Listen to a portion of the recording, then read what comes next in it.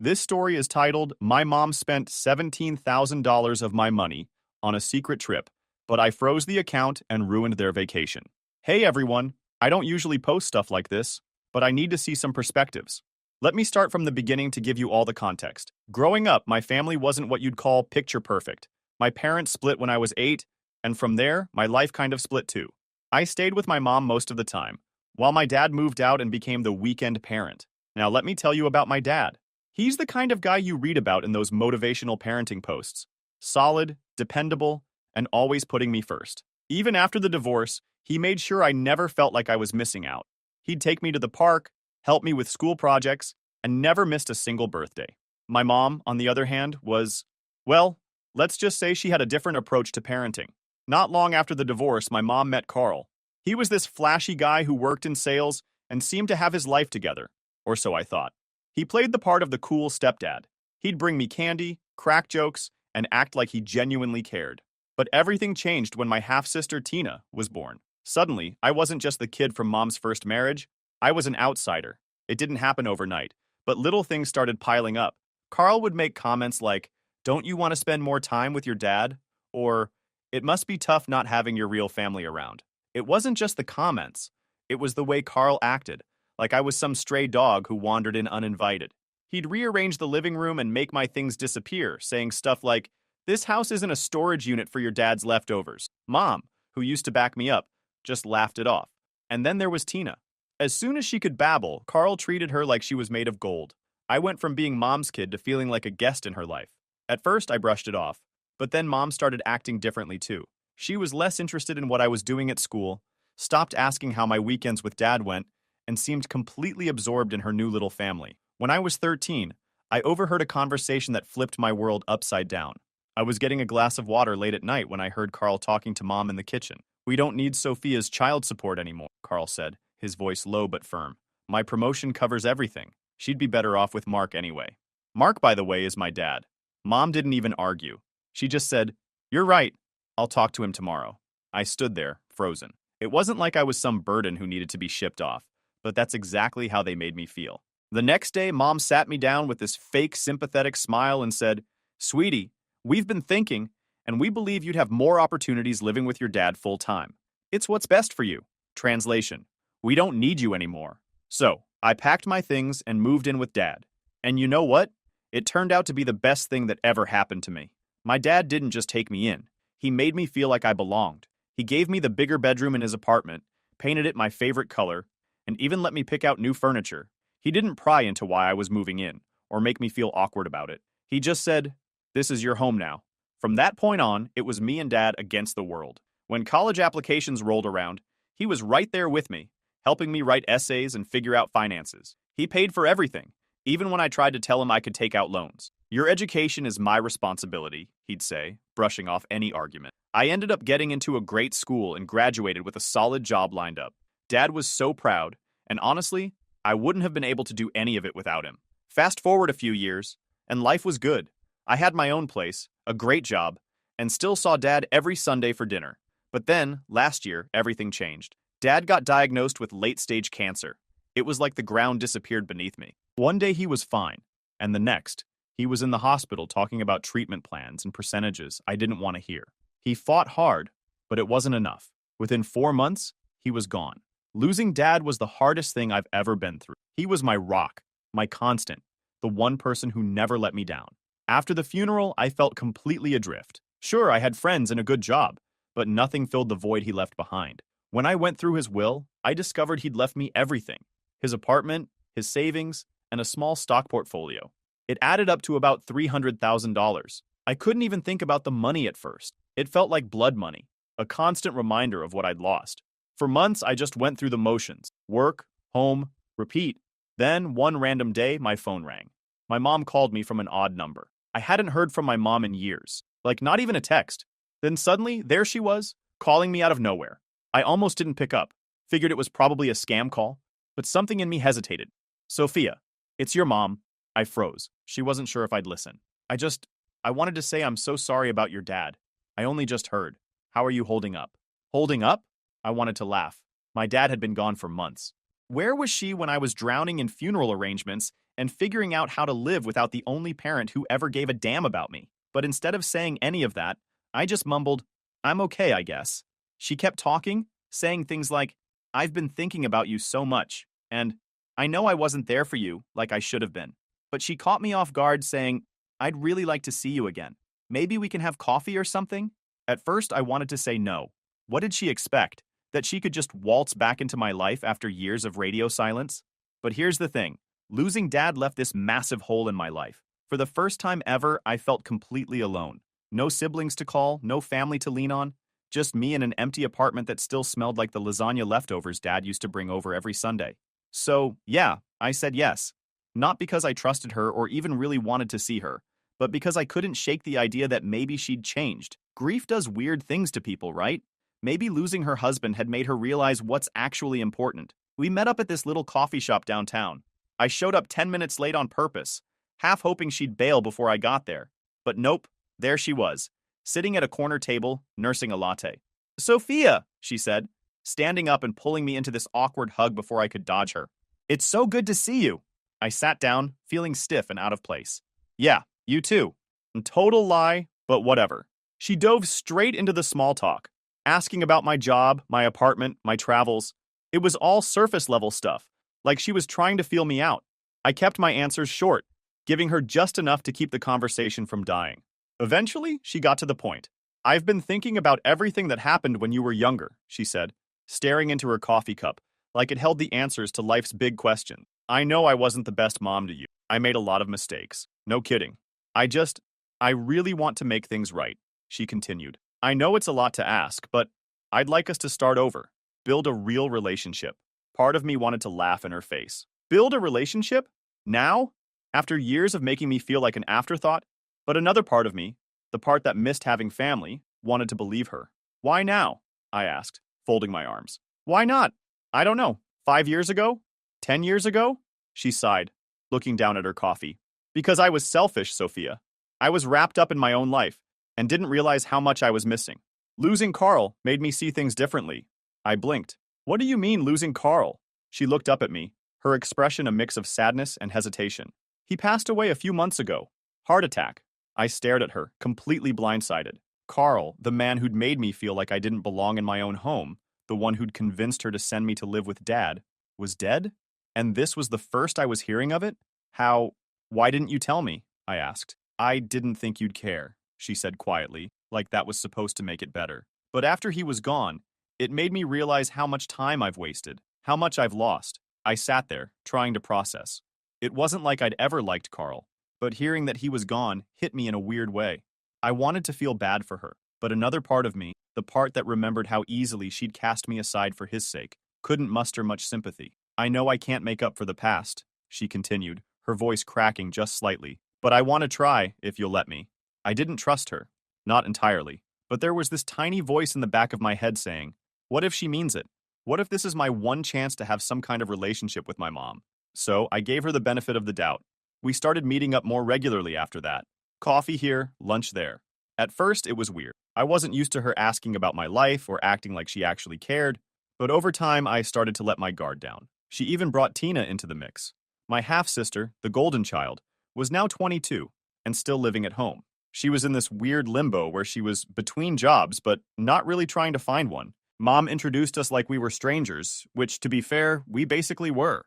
Tina acted all casual, like we hadn't spent most of our childhood ignoring each other. "Mom's been talking about you nonstop. It's kind of annoying." I laughed, mostly out of awkwardness, and said something like, "Yeah, well, she's got a lot to catch up on." Despite everything, I actually started to like Tina. She was funny in that sarcastic, self-deprecating way, and we bonded over how ridiculous Mom could be sometimes. Before I knew it, I was visiting their place every couple of weeks. It wasn't anything fancy, just a small house on the outskirts of town, but it felt weirdly familiar. Mom would cook dinner, Tina would tell some over-the-top story about a failed job interview, and for a second, it almost felt like I had a family again. Almost. Because no matter how nice things seemed on the surface, there was always this nagging feeling in the back of my mind, like I was waiting for the other shoe to drop. Then came the moment that changed everything. My mom sat me down after one of our family dinners, if you can even call it that, and dropped this whole story about needing back surgery. Apparently, it was serious, like life or death levels of serious. The doctor says if I don't get it soon, I might not be able to walk properly again, she said, clutching her back. The problem is, the surgery is expensive, and my insurance won't cover it. I leaned back in my chair, trying to process. How much? $20,000 up front, she said, like it was no big deal. 20 grand? Who just casually asks for that kind of money? I mean, sure, I was doing well, but I wasn't exactly Jeff Bezos.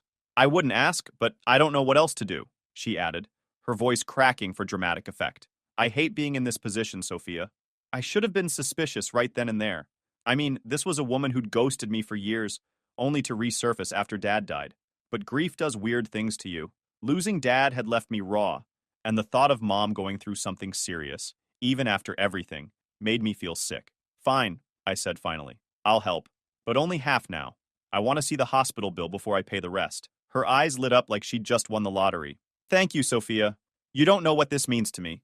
I transferred $17,000 to her account that night. A week later, she and Tina packed their bags and left for the surgery.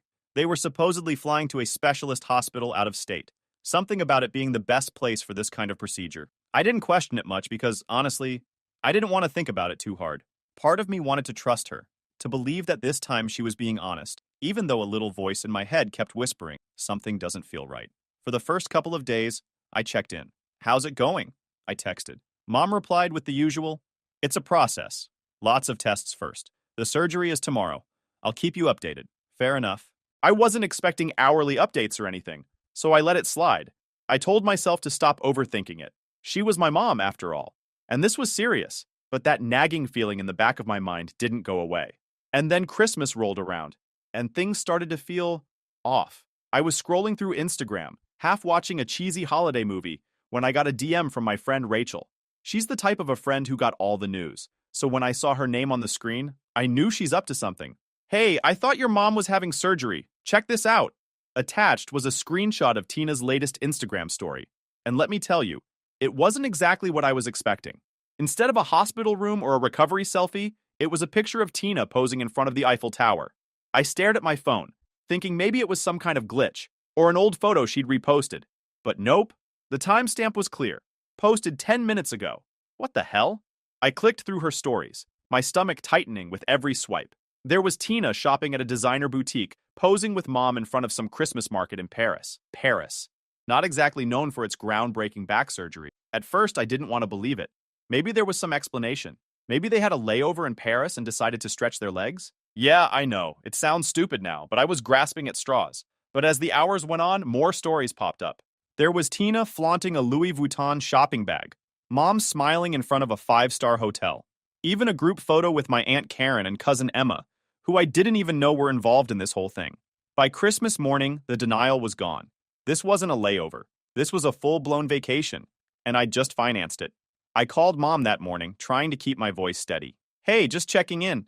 How's recovery going? Oh, sweetie, she said, her tone all syrupy. It's going great. The doctor said the surgery was a success. I'm starting physical therapy tomorrow. Physical therapy? Tomorrow? Was she planning to do squats in front of the Louvre? That's good to hear, I said, gritting my teeth. Where are you staying? The hospital or a hotel? Oh, the hospital has this partnership with a recovery center, she said quickly. It's very comfortable. Comfortable? Yeah, I bet. Probably has a minibar and room service, too. I wanted to blow up right then and there, but something stopped me. Maybe it was shock, or maybe I just needed to hear her lie one more time to really let it sink in. Over the next few days, I played along. I kept texting her, asking for updates, and she kept feeding me the same garbage. The therapist says I'm progressing faster than expected.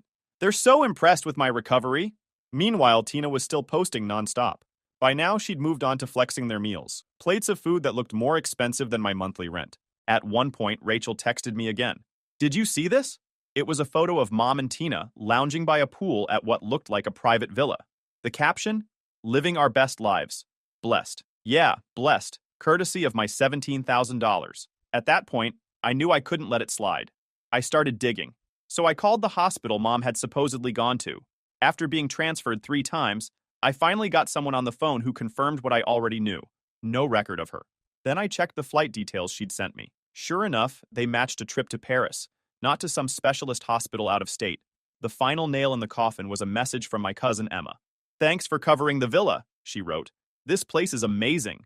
I stared at the screen, my blood boiling. Villa? Since when was I covering a villa? That night, I made my decision. I froze the account I had set up for the second payment. Then, I sent Mom one last text. I know you're not at a hospital. Don't contact me again. Her response came within minutes. Sophia, it's not what you think. Please let me explain. But I wasn't interested in explanation. However, my mom and Tina aren't the type to let things slide. Not when there's more chaos to stir up. A few days after New Year's, my phone buzzed with a text from a number I didn't recognize. Sophia, it's your mother. Please, we need to talk. It's urgent. Classic. Even when blocked, she found a way to weasel through. Urgent? Sure. Because everything with her is a crisis when it doesn't go her way. I stared at the message for a second before tossing my phone on the couch. Yeah, not happening. Over the next week, I got calls from random numbers, emails from throwaway accounts, even a couple of Facebook messages from Tina. They all had the same vibe. We need to clear the air. You don't understand the whole story. Please unblock us. What was there to clear up? I'd caught them red-handed, sipping espresso in Paris with my money. There wasn't exactly a lot of gray area here. But then, things got weirder. One day, while I was at work, my phone buzzed with a notification. It was an email, and the subject line read, Urgent, hospital bill attached. I opened it, and sure enough, there was an attachment labeled invoice.pdf. When I opened it, I had to fight the urge to roll my eyes into the next dimension. It was the most obvious forgery I'd ever seen. The hospital logo was blurry and stretched, like they'd copied it off a Google image search. The address wasn't even for a hospital. It was for some random medical supply store in California. Oh, and let's not forget the pièce de résistance. The payment details section listed my mom's personal bank account. Seriously? This was their big play? A fake invoice that looked like it had been thrown together in Microsoft Paint? I decided to call them out, but not directly. Instead, I replied to the email with a single sentence. Please have the hospital contact me directly for payment verification. Less than an hour later, I got a frantic response. No, that won't be necessary. The hospital only accepts payment through my account because of their unique billing system. Unique billing system? Yeah, and I'm the Queen of England. I didn't reply. That weekend, I got another surprise, this time from my cousin Emma. She called me out of nowhere, which was weird because we'd barely spoken in years. Hey, Sophia, she said, her tone a little too casual. I just wanted to check in. How are you doing? I knew right away she wasn't calling just to catch up. What's up, Emma? Well, I was just wondering if you've talked to Aunt Linda recently, she said, referring to my mom. I sighed. Nope, and I'm not planning to. There was a long pause. She mentioned something about being in a tough spot, Emma said carefully. She didn't go into details, but it sounded serious. Serious, huh? Like not being able to pay for her villa rental? Or maybe struggling to cover her Louis Vuitton addiction? I didn't say any of that, though. I just told Emma, she made her choices. It's not my problem anymore. The next week, the desperation hit a new level. Tina kept posting on social media about how their wealthy relative had abandoned them in a foreign country after promising to help. She didn't name me outright, but it was obvious who she was talking about. One post had a picture of her and my mom sitting on their luggage at an airport, looking all sad and defeated. The caption read, "We trusted someone, and they left us stranded. Never again." I wanted to reply so badly. I wanted to post the receipts, the fake hospital bill, the Paris vacation photos, everything. But I knew it wasn't worth it. Engaging with their pity party would only make me look bad. Instead, I just screenshot everything and saved it for later. A few days after that, Rachel called me with another update. "You're not going to believe this," she said, barely able to contain her laughter. "What now?" I asked, bracing myself. "Tina started a GoFundMe," Rachel said. "She's trying to raise $20,000 to recover from being stranded abroad." I burst out laughing. "Oh, come on. Who's falling for that?" Apparently not many people. Rachel sent me the link, and the fundraiser had only raised about $150, mostly from distant relatives who probably didn't know the full story. I'll admit, I was tempted to donate $1 just to leave a comment like, "Should have budgeted better," but I resisted. Eventually, reality started to catch up with them. The villa they'd rented in Paris? Turns out they hadn't paid the full balance, and the owner was threatening to call the police. They ended up selling off most of the designer stuff they'd bought to cover the costs. When they finally made it back home, things started falling apart fast. Tina had lost her part-time job because she'd stayed away for too long, and apparently, they hadn't paid the rent on time while they were off living their best lives in Paris. Of course, Mom's go-to solution was to guilt-trip the rest of the family. She started calling anyone who would pick up, playing the victim, and trying to squeeze out some sympathy. And maybe a little cash. Grandma was the first to fill me in during one of our usual calls. Your mother called me this morning, she said. She was sobbing, going on about how unfair everything is and how nobody's helping her. Unfair? I said. That's bold for someone who scammed me out of 10 grand to fund a vacation. She's got some nerve, Grandma replied. But don't worry, I didn't give her anything.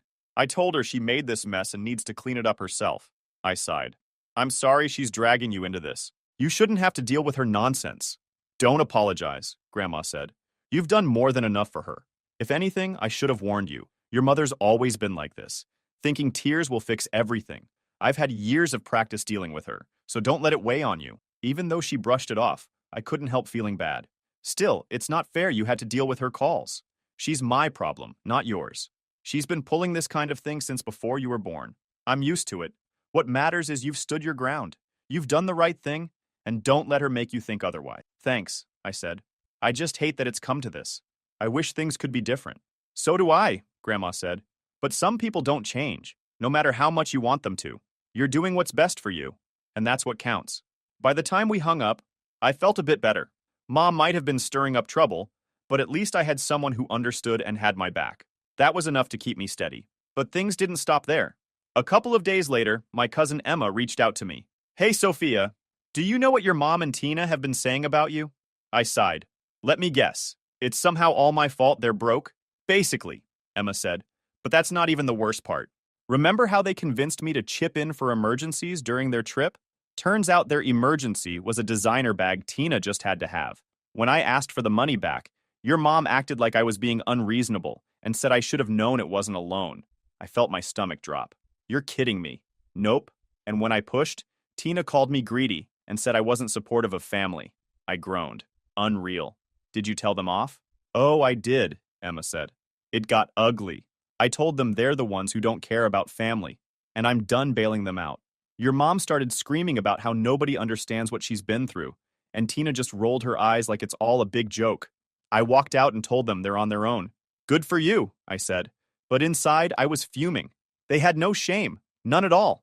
I knew the rest of the story indirectly. I got a voicemail from my mom's landlord, which was already weird because I'd never met the guy in my life. Hi, this is Mr. Randall, your mother's landlord. She mentioned you might be able to clarify some things regarding her rent situation. Can you please give me a call back? What? I called him back, and what he told me had me absolutely floored. Apparently, my mom had spun this whole story about how I'd promised to pay her rent while she was away for medical reasons, and then backed out, leaving her in a financial hole. She made it sound like you were supposed to be supporting her financially, the landlord said, sounding skeptical. But honestly, it didn't add up, so I wanted to check with you directly. I was livid. No, that's not true at all, I said. She lied to me about needing surgery to get money for a trip to Paris. I had no idea she was even behind on rent until now. The landlord sighed. That's what I figured. Well, thanks for clearing it up. I'll handle it from here. Handle it? I wasn't done. I called my mom immediately, and for once, she actually answered. Why is your landlord calling me about your rent? I demanded, before she could even say a word. There was a pause, and then she went full innocent act. Oh, I just mentioned you because I thought maybe you could help explain my situation. Explain your situation? You mean lie for you? My voice was shaking at this point. You told him I promised to pay your rent. What is wrong with you? Calm down, Sophia, she said, like I was the one being unreasonable. I only said that because I didn't know what else to do. He's threatening to evict me. Well, maybe you should have thought about that before you spent all your money shopping in Paris, I snapped. Her tone shifted immediately. I can't believe you're being so selfish, she hissed. After everything I've been through, you can't even help me out a little. I laughed, but it wasn't the funny kind. You've got to be kidding me. You lied to me, stole from me, and now you're dragging my name through the mud to cover your tracks. You're unbelievable. That's rich coming from you, she shot back. You've had everything handed to you, and now you're acting like you're better than us. At that point, I hung up. I was done arguing with her, but I wasn't done entirely. The next day, I called a lawyer. I explained everything, the fake surgery, the stolen money, the defamation, and asked what my options were. You have a strong case for a defamation claim, the lawyer said. We can also pursue legal action for fraud if you want to go that route. Fraud? That word hit me like a ton of bricks. It sounded so serious, but when I thought about it, that's exactly what it was. Mom had conned me out of 10 grand and then tried to ruin my reputation when it backfired. I didn't hesitate. Let's do it, I said. Filing the lawsuit was the hardest thing I'd ever done, but it was also the most liberating. Mom and Tina tried to talk me out of it, of course. Tina sent me a long, rambling message about how I was tearing the family apart and how money isn't everything. Funny, because when it was my money, apparently, it meant a whole lot to them. Mom even tried to play the victim, saying I was destroying her life. The audacity was unreal. I mean, who exactly had been destroying whose life here? But I didn't back down. For once, I put myself first. It felt strange at first, like I was betraying some unspoken rule that I had to keep sacrificing for their benefit. But I stuck to my guns. It wasn't just about the money. It was about principle. It was about finally standing up and saying, enough. The case dragged on for months. I won't lie. There were moments I doubted myself. The legal fees piled up. The constant back and forth with my lawyer was draining. And every time I heard from Mom or Tina, I felt nauseous. But I reminded myself why I was doing this. To set things straight, to hold them accountable, and to prove, to them and to myself, that I wasn't going to let them take advantage of me ever again. In the end, the court sided with me. Mom and Tina had to pay back the $17,000, and the defamation claim ensured they couldn't pull the same stunt again. I can't even describe the feeling of walking out of that courtroom knowing I'd won, not just the case, but my freedom from their BS. After the case was over, I cut ties with them completely. No more calls, no more texts, no more second chances. They'd crossed every line, and I wasn't about to let them back into my life. It wasn't an easy decision. I mean, cutting off family is never simple, but it was necessary. Sometimes you've got to protect your own peace, even if it means walking away from the people who are supposed to be closest to you. The funny thing is, once the dust settled, I didn't feel angry anymore. It wasn't about holding a grudge or plotting revenge. It was just indifference. Like they were strangers I used to know. They made their choices, and I made mine. And honestly, I'm better off without them. These days, I focus on myself. I've reconnected with old friends, started traveling again, and even got a promotion at work. Life feels lighter without their chaos hanging over me, and I'm finally starting to feel like myself again. And yeah, I've learned a lot through this whole mess. If there's one thing I'd tell anyone dealing with toxic family members, it's this. You're not obligated to set yourself on fire to keep them warm. If they're not willing to respect you, you're not obligated to stick around. You owe it to yourself to walk away, even if it feels like the hardest thing in the world. So, yeah, that's the story. It's messy, it's ridiculous, but it's mine. If you've ever dealt with entitled family members, you get it. Sometimes the best thing you can do is walk away and let them deal with the fallout on their own. Life's too short to keep waiting for people to change when you already know they won't. Anyway, thanks for reading if you made it this far. Hope this gives someone out there the courage to put themselves first for once. Trust me, it's worth it.